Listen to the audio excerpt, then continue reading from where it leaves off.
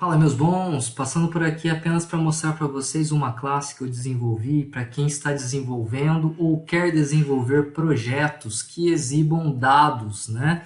De uma forma não tradicional, que não use o Listbox, o Listview ou o Grid, tá? Mas de uma forma mais personalizada, mais customizada aí, que permite muito mais, né, criatividade na hora de criar as interfaces com o usuário, tá? É uma classe que permite transformar qualquer layout ou componente herdado de um layout, né? Como no meu caso aqui é um vertical scroll box, em uma lista de frames, tá? Então eu tenho essa grande liberdade de eu poder personalizar o frame exatamente da forma que eu quiser, fazer a programação interna desse frame para poder interagir com o usuário, colocar a parte de lógica de negócio que compete ao frame realizar, e essa minha classe vai criar e gerenciar essa lista para mim, tá? Eu tenho aqui uma aplicação de exemplo que está sendo disponibilizada junto com a classe, né, no link do GitHub, que vai estar aí na descrição do vídeo. É bem simples, é bem fácil de usar, né? Pelo exemplo aqui eu abordo as principais funcionalidades da classe, como por exemplo limpar a lista, né, que já possa estar carregada, carregar a lista aqui usando uma estrutura de repetição para poder instanciar os meus itens, instanciar os meus frames e fazer o carregamento nessa lista. O carregamento da lista também já se encarrega de fazer a animação do scroll, né, com o mouse. Remoção de itens, tudo isso a classe já tem, né, como função específica para poder manipular a lista. Adição de um item novo preenchendo os dados a partir de um formulário.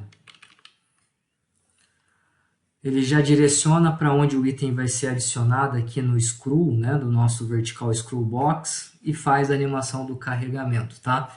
Também tem funções, métodos para poder encontrar os itens além do índice, né, como todo bom vetor ou toda boa lista tem lá o acesso pelo índice, né? Também é possível fazer o acesso pelo nome do frame, pelo nome do item, né?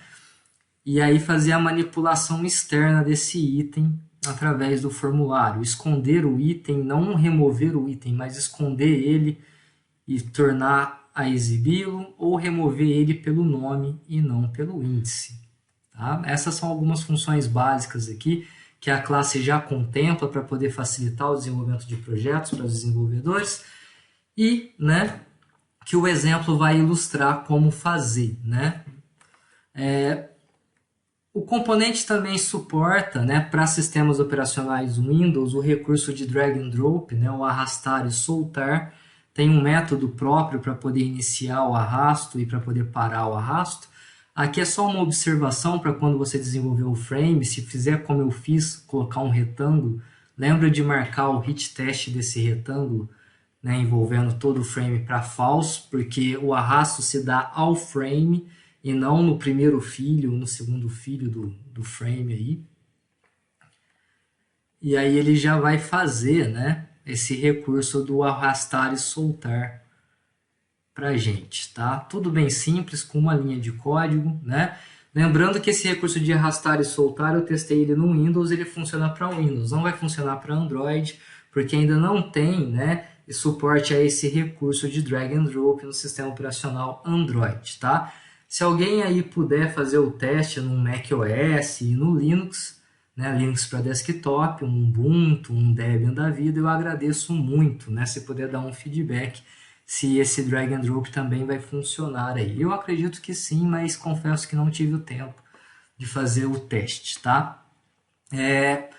O legal de trabalhar com uma lista de frames, né, ao invés de trabalhar aí com list view, com um grid, né, é que a gente consegue personalizar os nossos frames não apenas para exibir dados, mas também para interagir com o usuário, né, na forma de formulário, do jeito que a gente bem achar melhor. Esse é um exemplo bem simples, né? O que eu digitar aqui, ao clicar no botão, vai ser jogado para minha label, né? Nada muito complicado, mas um exemplo de como a gente consegue escrever, né, a lógica de negócio que compete ao item dentro do próprio frame, né, dividindo melhor assim as nossas linhas de código no projeto, tá? Também aproveitei aqui para fazer a parte do esconder, né? Então seria o item conseguindo acessar e manipular essa lista, né, que está externa a ele. Aqui eu estou só escondendo, não estou removendo os itens, né? E a lista tem um método próprio que permite exibir todos esses itens que foram ocultados, né, de uma única vez, tá? Mas a cerejinha do bolo acabou ficando para esse cara aqui. Foi desenvolvido um método que faz o carregamento dos itens baseado nos registros de um dataset, tá? Então eu coloquei aqui uma grid, um navigator e um image apenas para fins de comparação. Fiz as configurações do live binding, né, com o meu dataset. Aqui é um FD main table, tá? Estou usando o FireDAC, mas ele é abstrato, né? Vai funcionar com qualquer dataset. Pode funcionar com ZELs, né? Pode funcionar com os componentes da biblioteca ADO, não tem problema nenhum. Então isso daqui é apenas para uma conferência, para a gente poder enxergar como está o nosso dataset no momento, né? Quantos registros, quais são as informações de cada registro. Aqui eu faço o carregamento da lista, é um método único, né, que eu chamo, que já faz esse carregamento automático da lista para mim. E o legal desse método é que ele tem funções de callback. Então eu tenho uma função de callback para processar cada item que foi carregado, e eu tenho uma função de callback que é disparada, é chamada aí quando o carregamento é concluído, que é onde eu estou fazendo esse show message aqui, tá? Os dados que eu alterar aqui no meu frame são alterados no registro do dataset, né? Ele encontra esse registro e faz a alteração no dataset para mim, e assim como também os itens que eu remover aqui da minha lista vai remover, né, o nosso registro lá no dataset, tá? Tudo isso feito com apenas uma chamada de uma função, né, de um método, tendo aqui a função de callback para processar esses itens. Ele já vai devolver para mim nessa função na forma de parâmetro, ele vai repassar para mim o dataset e o item, e aí eu consigo fazer essa gravação dos dados da forma que eu achar melhor, né? Extrair os dados do dataset e passar para o meu frame da forma que eu achar melhor. Bem simples, bem prático, com bastante liberdade de criação. Aí a gente fica com todos os controles na mão, né, para poder manipular o nosso frame aí de cada item. E a mesma coisa vale para o meu onFinish, né, meu callback de finalização da lista.